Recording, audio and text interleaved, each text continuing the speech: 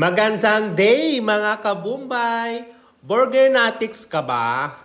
Ito ang sagot sa inyong mga tanong kung kayo'y mahilig sa burger guys. Kaya panoorin nyo po ang video hanggang matapos.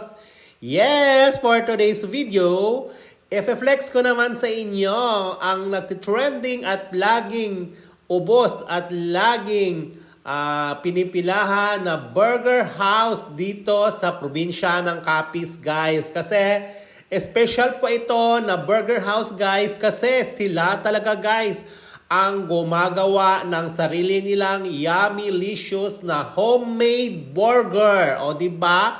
Bonggang-bongga to guys kasi bihira ka lang makakita ng burger house na sila mismo ang gumagawa ng kanilang burger patty. Kaya 'di ba, ma-make it sure mo talaga guys na hindi puro harina, kundi puro karni ang kanilang burger patty. O 'di ba?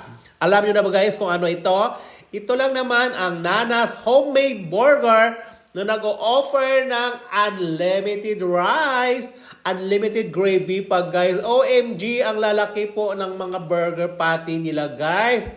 At sobrang yummy talaga ng mga burgers nila guys. Ako, mahilig ako ng burger sa burger. Kaya na-enjoy ko talaga ang homemade burger ng nag-iisang Nana's Homemade Burger guys.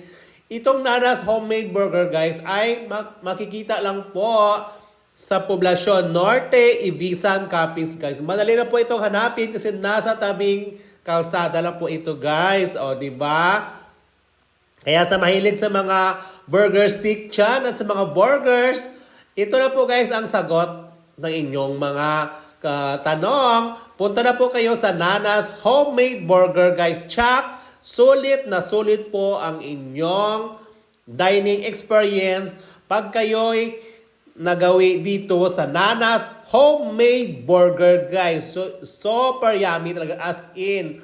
At malulula ka talagang serving kasi marami po. Meron din po silang hotdog sandwich, masadamakmak na french fries, at marami pa pong ibang masasarap na homemade delicacy ng Nana's Homemade Burger guys. O diba? Saan na po kayo guys? Puntahan nyo na ang nag-iisang homemade burger sa Rojas City or sa Ibisan pala to guys. O diba? Kaya perfect ito guys, kaya follow Uncle Dave nyo for more burgers.